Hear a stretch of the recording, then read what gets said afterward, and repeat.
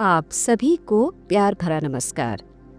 अब तक आपने सुना गांव बादामबास में उदास राम बेटी जी को जब अपनी सहेलियों के घर आने की खबर मिली तो उनकी आंखें खुशी से चमक उठी।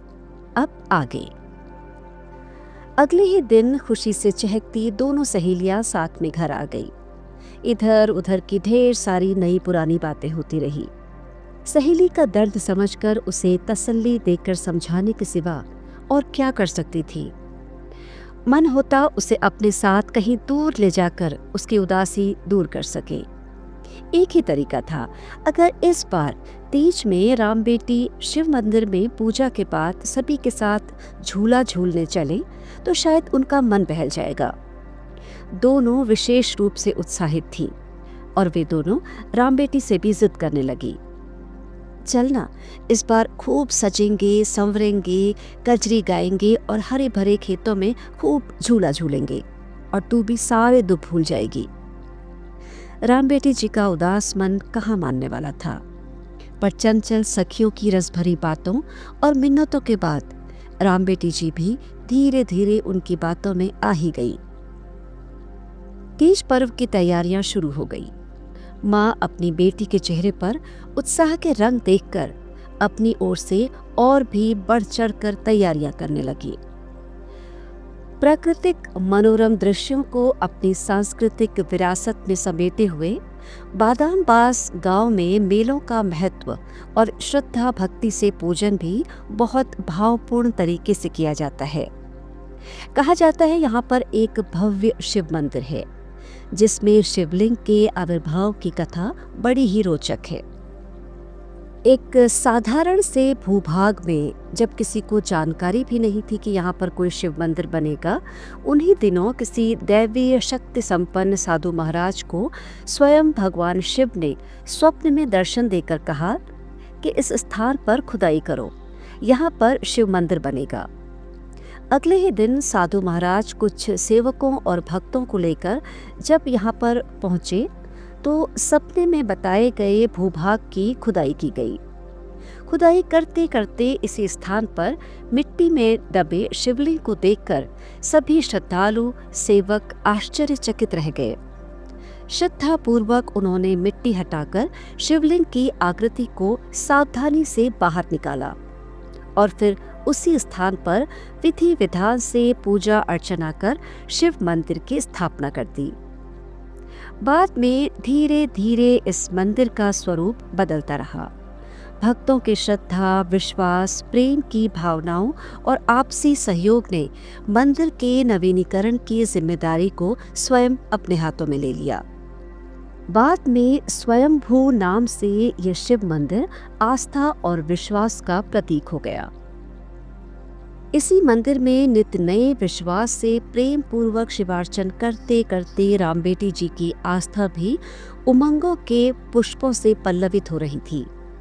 कभी निराशा का तुषारपात इस पल्लवित होती बेल को मुरझा सा देता, तो कभी आशाओं में कोमल स्वप्नों के सच होने की घड़ी नजदीक ही जान पड़ती। सुबह सुबह पूजा कर घर लौट रही युवती राम बेटी जी को न जाने क्यों आज बहुत ही खुशियों भरी उमंग का अनुभव हो रहा था। मन का विश्वास कहता था कि जल्दी ही कुछ अच्छा होने वाला है। सपनों का अंदेशा भी कुछ अनुकूल सा लग रहा था। माँ भी तो यही कहती है कि अपनी साधना की शक्ति पर विश्वास रखना। विश्वास की डोर के सहारे तो ईश्वर भी बंध जाते हैं। 10 बरस पहले घर आए साधु महाराज के वचनों की स्मृति हो आई।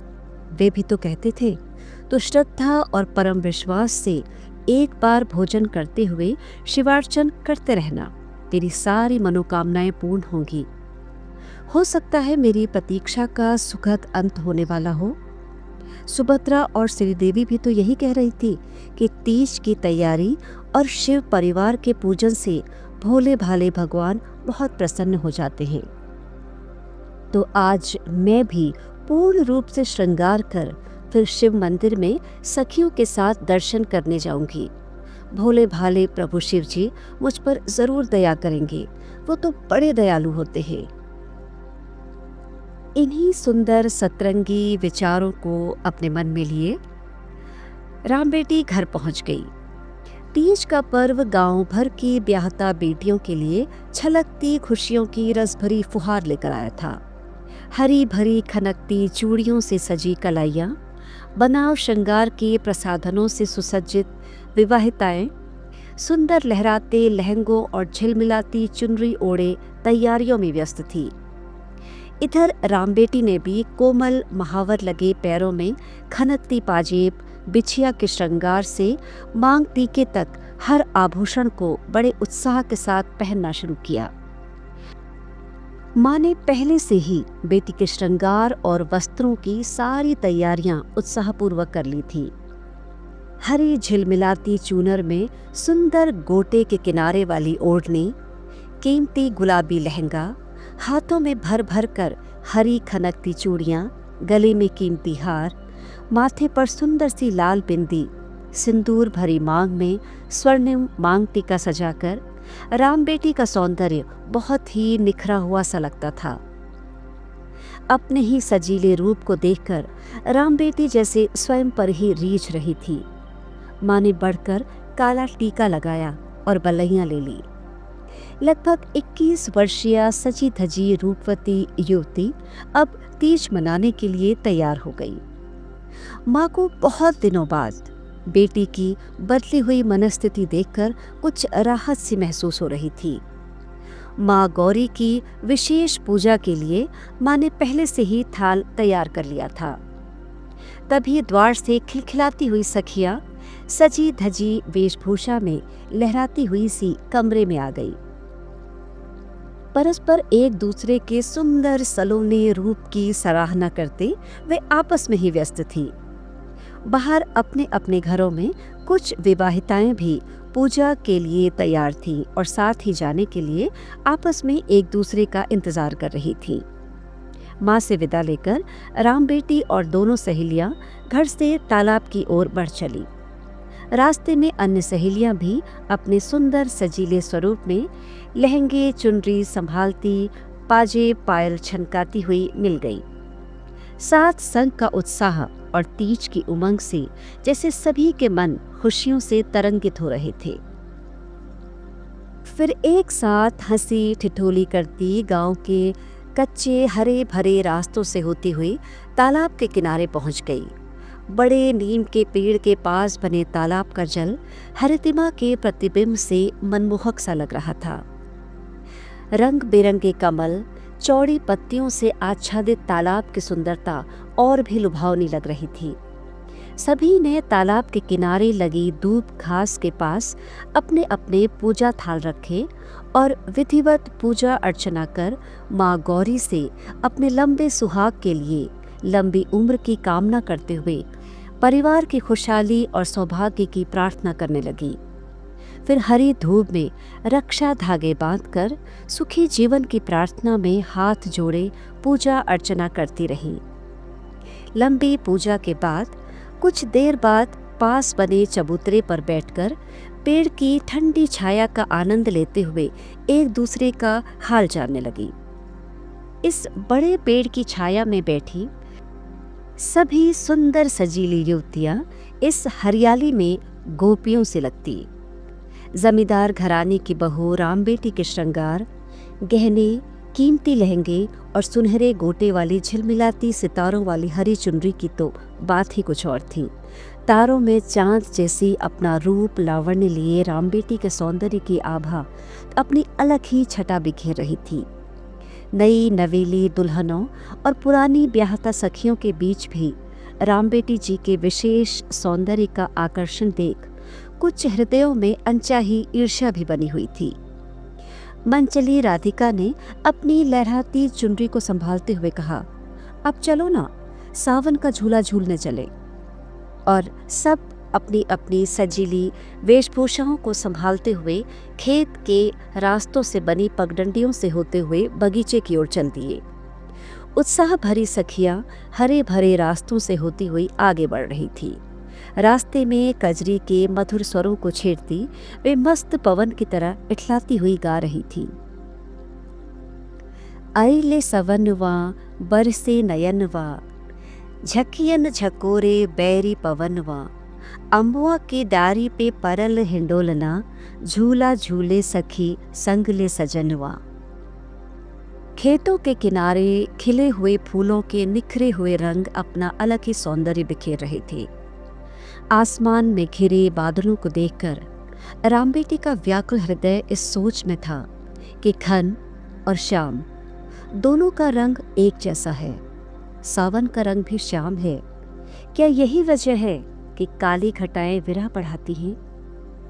सावन की विरह व्यथा को कजरी के भाव में पिरोए सब हाथ थामे कच्चे पक्के रास्तों से गुजरती, खेतों से आगे बढ़कर आम के बगीचे पर पड़े झूले तक पहुंच गई। कुछ दिनों पहले ही सावन के तीज का फूलों से सजा झूला तैयार किया जा चुका था। हंसती खिलखिलाती सुंदर सखियां झूले में हल्के हल्के पैंग बढ़ाते हुए गा रही हैं। झूलनवा झूले सखी सिया रघुबीर झूले सरजू के तीर, श्यामल रंग परत हिंडोलना, श्यामल रंग की डोर। सावन में धुली निखरी हरी भरी प्रकृति का मनमोहक दृश्य, कजरी के रस भरे सुरीले मनमोहक गीत, आपसी हंसी मजाक से दोहरी हुई जाती सखियां। रामबेटी जी का सौंदर्य अपने जीवन की आंतरिक नीरवता को सोचकर कुम्हला सा जाता। मन की बातों को मन में ही छुपाए वे सभी के साथ हंसती हुई बातें कर रही थी। श्रीदेवी ने रामबेटी की उदासी को भांपते हुए कहा, सुनो, तुम्हारा हार तो बड़ा ही सुंदर लग रहा है। सुभद्रा ने भी उसकी चुनरी का कोना पकड़कर कोटा छूते हुए कहा, हाँ, तुम्हारी हरी चूनर की झिलमिल तो बरसात की बूंदों जैसी लग रही है। रामबेटी अपनी हरी चूनर को काले घुंघराले बालों में करीने से संवारती हुई अपनी खनकती चूड़ियों से भरी कलाइयों को देखने लगी। ईर्ष्यालु कामिनी से रहा नहीं गया, बोली, अरे हाँ, कुछ पता चला तुम्हारे पति के बारे में? कब आ रहे हैं? संभलते हुए रामबेटी बोली, आ जाएंगे जल्दी, मुझे पूरा विश्वास है।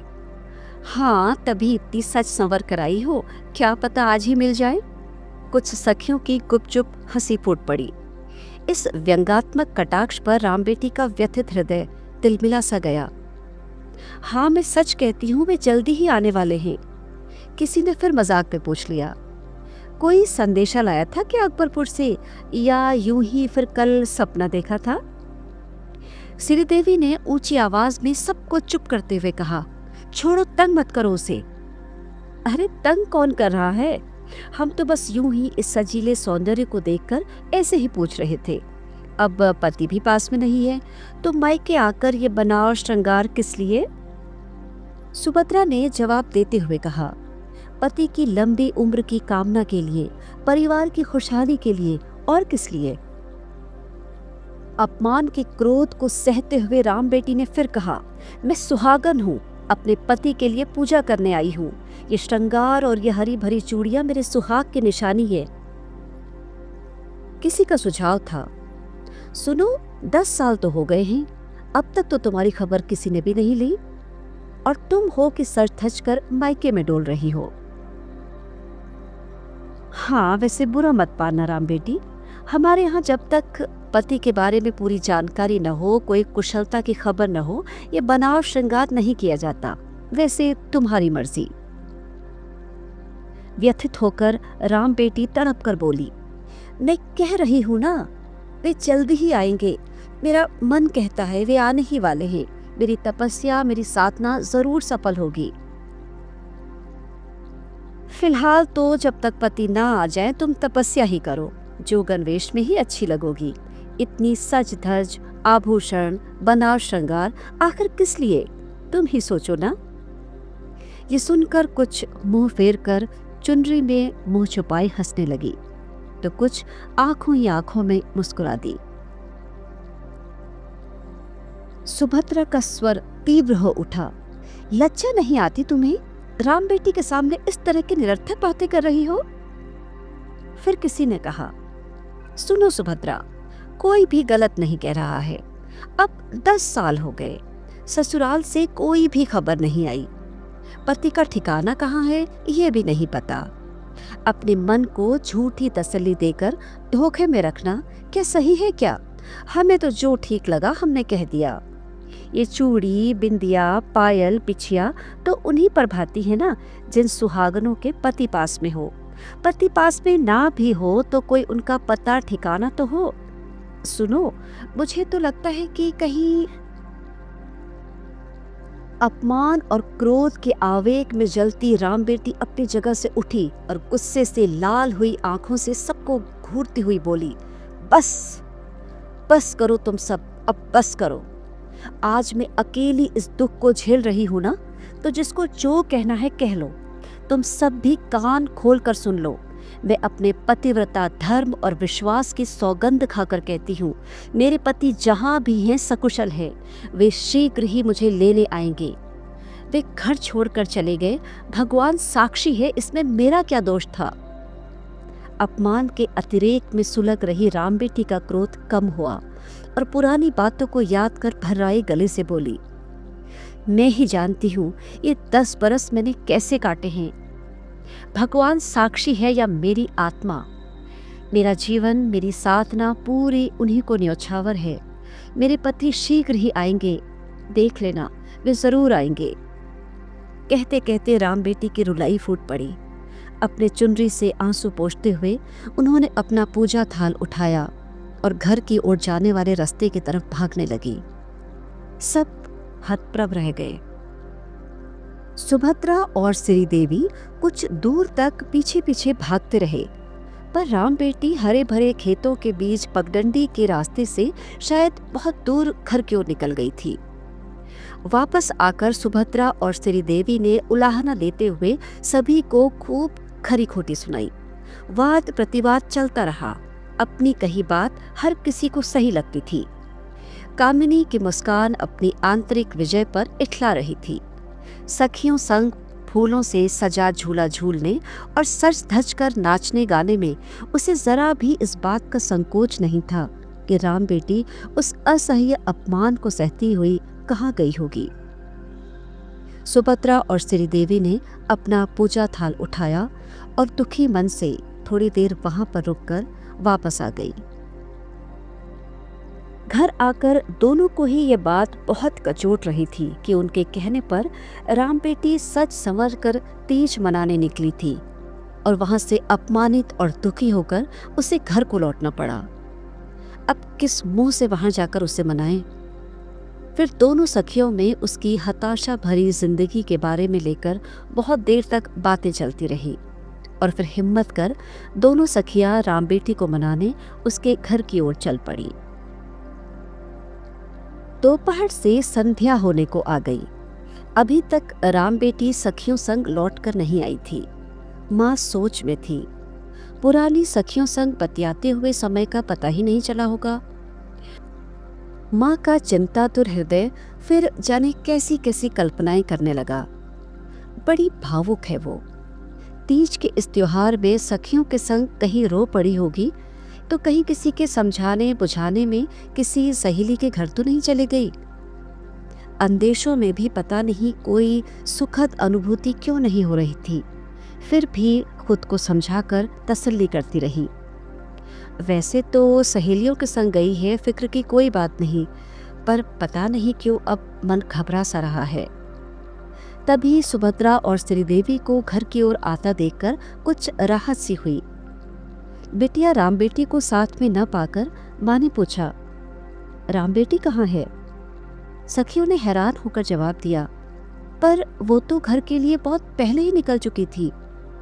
फिर जल्दी जल्दी सारी बातों को समझाते हुए उन्होंने तीज त्योहार के दिन रंग में भंग की सारी कहानी सुना दी। माँ का कलेजा थक से रह गया। फिर कहाँ गई होगी वह? घबराते हुए पति को बुलाकर सब कुछ बताया। फिर आस पड़ोस के कुछ संगी साथियों को लेकर वे सभी राम बेटी की खोज में निकल पड़े। सहेलियों के घर, रास्ते, कुओं में झांकते हुए न जाने कहाँ कहाँ खोजते रहे। किसी अनहोनी की आशंका लिए मन घबरा रहा था। अभी तक जहाँ जहाँ भी संगी साथी ढूंढने गए कहीं से कुछ भी पता नहीं चला।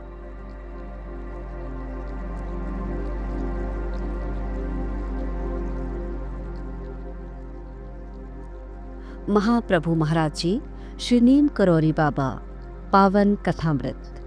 आज का प्रसंग यहीं तक।